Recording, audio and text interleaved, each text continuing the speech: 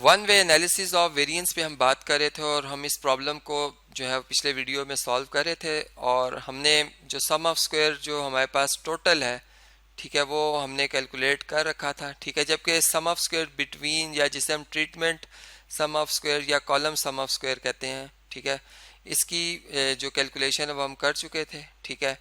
और जो हमारे पास within sum of square है या जिसे हम एरर सम ऑफ स्क्वायर है कह सकते हैं, ठीक है। अब इसकी हमने कैलकुलेशन जो है वो करनी है, ठीक है। ये आप देख सकते हैं कि पिछले वीडियो में हमने यहाँ तक जो सम ऑफ स्क्वायर टोटल है ये हमने कैलकुलेट इसकी वैल्यू कर ली थी, ठीक है।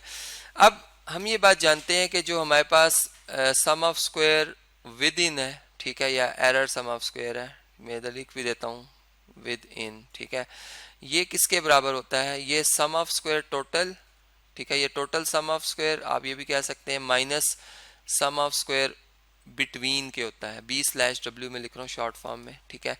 अब इनकी वैल्यूज चूंकि हम कैलकुलेट कर चुके हुए हैं, ठीक है, ये हमारे पास आई है 108.95, ठीक है, जबकि बिटवीन की जो है वो 98.67 आई है, ठीक है। तो ये डिफरेंस हमारे पास आता है 10.29 का, ठीक है।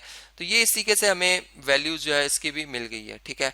अब हम जो हमारा टेबल है उसमें ये वैल्यूज जो है वो दर्ज कर लेते हैं, ठीक है, कि जो जो ये वैल्यूज हमने कैलकुलेट की हैं अब इसको हम इसमें लिख देते हैं।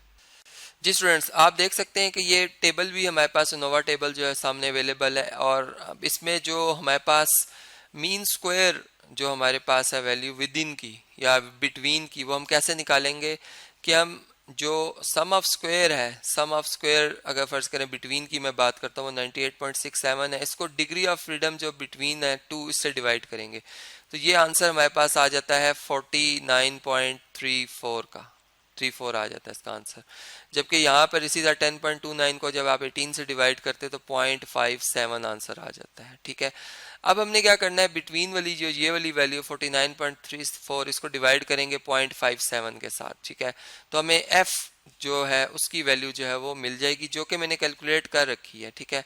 वो आती है 86.56, ठीक है, जो कि इससे ग्रेटर है, क्रिटिकल रीजन में आ रही है। इसका मतलब कि क्रिटिकल वैल्यू से ग्रेटर आ गई हमारे स्टैटिस्टिक की वैल्यू, इसलिए हम रिजेक्ट कर देंगे अपने नल हाइपोथेसिस को, जिसमें हमने कहा था कि तमाम जो म्यूज हैं, ठीक है, वो बराबर हैं, इक्वल हैं, वो यहाँ पर क्या हो जाएगा, वो बात रॉन्ग हो जाएगी, ठीक है। तो इस तरीके से ये प्रॉब्लम आप समझ सकते हैं, ठीक है। इसके थ्रू आप जो ये कंसेप्ट था हमारा one way analysis of variance का या वन वे एनोवा का, वो आप बड़े अच्छी तरीके से समझ सकते हैं। और अब इसको नेक्स्ट इसी पूरे प्रोसीजर को आप नेक्स्ट किसी सिचुएशन पे अप्लाई करते हुए सेम यही सिचुएशन जिस तरह से मैंने यहाँ पे डिस्कस की है, ठीक है, आप डिफरेंट वैल्यूज़ यूज़ करते हुए जो डिसीजन होगा वो उस सिचुएशन के हिसाब से ले सकते हैं आप।